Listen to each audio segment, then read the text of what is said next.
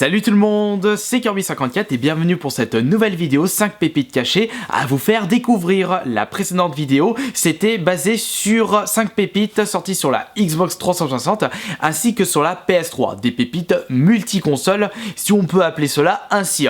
Aujourd'hui, on va rester exclusivement sur la Xbox 360.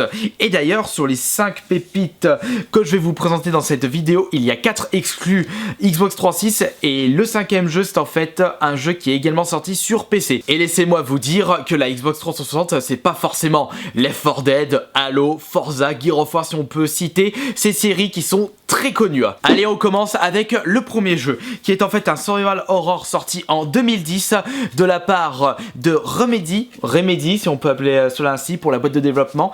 Il s'agit de Alan Wake. Je pense que c'est la pépite la plus connue des 5 que je vais vous citer dans cette vidéo. Mais je trouve qu'il n'est pas si connu que ça, car beaucoup de personnes me demandent dans les commentaires est-ce que tu peux me conseiller des super jeux Xbox 360, et beaucoup de personnes ne connaissent pas forcément cet excellentissime Alan Wake, un très bon survival horror de chez Remedy. C'est d'ailleurs le même studio de développement qui ont pondu les Max Payne 1 et 2. Alors déjà, ils ont un super CV. Ils se démarquent des autres au niveau du système de combat. D'habitude, survival horror dans Resident Evil, dans Silent Hill, c'est forcément les péteux, les ennemis ce sont des zombies ou alors des créatures cauchemardesques issus du fin fond des enfers, des développeurs qui ont bien fumé des joints. Mais celui-ci, c'est en fait des espèces d'ombres, et d'ailleurs la seule arme qui peut les tuer automatiquement, et bien même si vous pouvez utiliser des péteux dans ce jeu, et bien la meilleure arme est en fait la lumière. Vous êtes vraiment en sécurité si vous êtes dans des endroits pourvus d'une grosse luminosité. Et d'ailleurs, vraiment votre cher ami qui vous aidera tout au long de votre aventure, de votre périple sur Alan Wake, est en fait tout simplement la lampe torche. Et d'ailleurs, la meilleure arme dans ce jeu est en fait une lance-fusée. Ah bah alors avec ça, vous êtes sûr de faire des one-shots sur les différents ennemis. Même au niveau de l'histoire, Alan Wake est une bombe, une tuerie. Vous incarnez Alan Wake qui est en fait un écrivain un peu blasé, en manque d'aspiration pour de futurs livres. Et il se retrouve dans sa propre histoire qu'il a créée lui-même de toutes pièces. Et de ce côté-là, je trouve que c'est vraiment très bien ficelé de la part des développeurs au niveau de la narration, du scénario.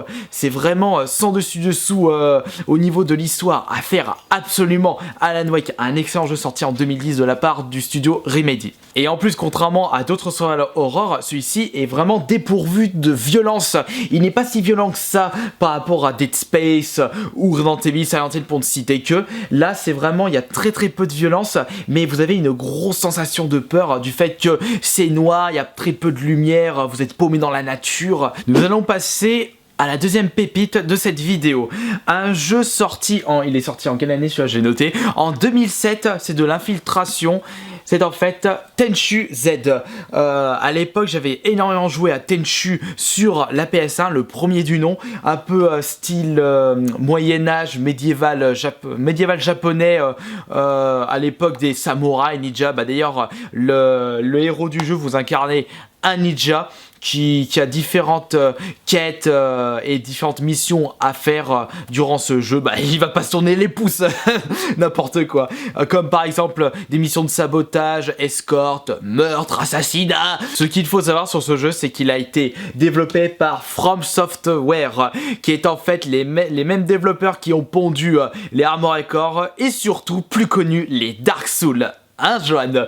C'est en fait, c'est le même studio de développement qui ont fait Tenchu Z, et on peut voir franchement qu'ils font des excellents jeux, cette boîte de développement. Et en plus, il est vrai que moi je ne suis pas du tout attiré par cette ambiance médiévale asiatique, mais j'ai trouvé un super charme. Et en plus, je ne suis pas fan des jeux d'infiltration de base comme Splinter Cell, mais c'est peut-être le mélange infiltration et ambiance médiévale japonaise qui m'a fait franchement donner beaucoup de plaisir à avoir joué et terminé plus quelques fois ce Tenchu Z. à faire absolument si vous aimez les jeux d'infiltration ou l'ambiance médiévale asiatique, ou si vous êtes à la recherche de jeux fun tout simplement. Pour la troisième pépite, on passe une nouvelle fois à un FPS Survival Horror, un jeu sorti en 2005, et d'ailleurs c'est celui-ci que je vous disais en début de vidéo, il est également sorti sur PC, un jeu fait par Monolith Productions. Ce sont les mêmes qui ont fait l'Ombre du Mordor très récemment et anciennement les Fear, le 1 et le 2, et bien ils ont fait Condemned sur la Xbox 360. FPS Survival Horror où l'histoire est en fait, vous incarnez un enquêteur qui poursuit un tueur en série. Et d'ailleurs, il se la joue un petit peu les experts Las Vegas avec toute sa panoplie pour... ou d'ailleurs, en pleine histoire, durant votre périple dans ce jeu, vous faites carrément des enquêtes, vous prélevez des indices pour le tueur en série que vous traquer durant ce jeu, lampe à UV, appareil photo numérique, l'ambiance est franchement ultra glauque sur ce jeu, c'est vraiment dégueulasse, vous êtes dans des endroits désaffectés, condamnés, en réparation, les ennemis ce sont carrément des clodos qui sont devenus complètement fous, vous savez pas pourquoi ils sont devenus fous, drogués, mais vous le serez plutôt en jouant au deuxième Condemned, je vous en dis pas plus, attention pas trop de spoil, ce n'est pas le but de cette vidéo. Mais juste au niveau de l'ambiance, le meilleur FPS Survival Horror, histoire, et vous avez même des petites phases d'enquête, ce cocktail fait en sorte que ce jeu est à faire absolument. Si vous ne l'avez pas fait, même au niveau de l'histoire, c'est super top.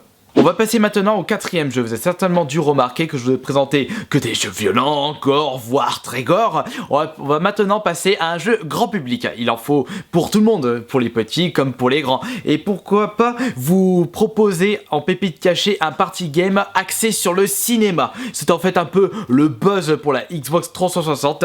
Il s'agit bien entendu de Box Office Zenith, développé par Chrome Studio. Ce sont les mêmes qui ont développé Viva Pinata Party Animal. Tu parles d'une référence, sortie en 2008, même moi qui n'ai pas trop cinéma, je suis beaucoup plus jeu vidéo, et ben je me suis bien éclaté à jouer à ce jeu, ce party game, un peu le QCM, donc réponse à choix multiples. J'ai été très marqué par la diversité des questions sur ce jeu, c'est pas forcément qui a fait telle ou telle chose, pourquoi telle ou telle chose, et vous avez carrément des extraits de films à bien observer, vous avez des petits dessins où d'ailleurs il faut deviner le titre du film avec ces petits dessins, des petits extraits en rétropixel, vous avez carrément des crédits de fin de film et il faut essayer de deviner le film avec les crédits de fin, ça c'est quand même une bonne idée, vous avez des anagrammes également, pour gagner le plus de scores possible, c'est basé sur la bonne réponse bien entendu, mais surtout sur la rapidité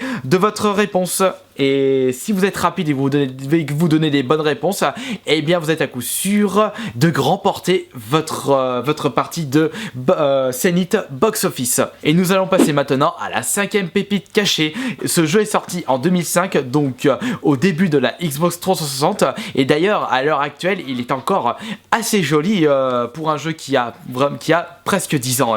C'est en fait Project Gotham Racing 3, un jeu fait par Bizarre Creations depuis le temps que je vous parle de ce studio de développement qui a malheureusement fermé en 2011. Ils ont ressorti, les anciens de ce studio de développement ont refait un autre studio, Lucid Game si je me trompe pas. C'est ceux qui ont fait Goat Simulator ainsi que Geometry Wars 3. Et d'ailleurs quand ils étaient chez Bizarre Creations, ces développeurs avaient fait les Geometry Wars bien entendu, The Club, un énorme jeu de la Xbox 360 PS3.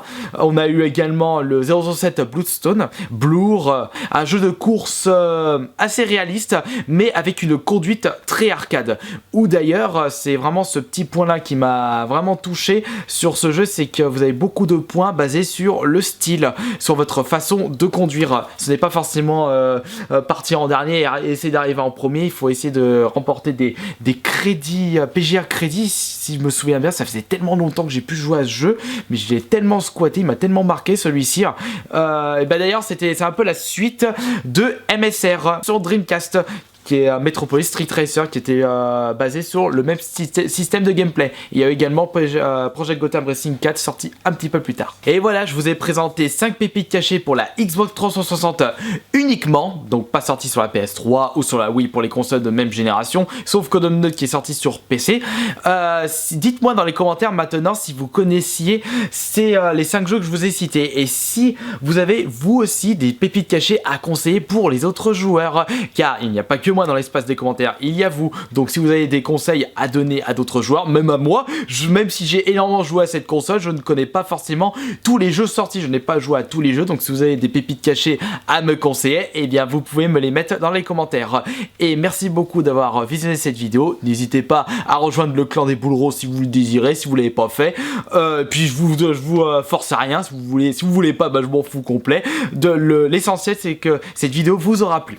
Allez, salut!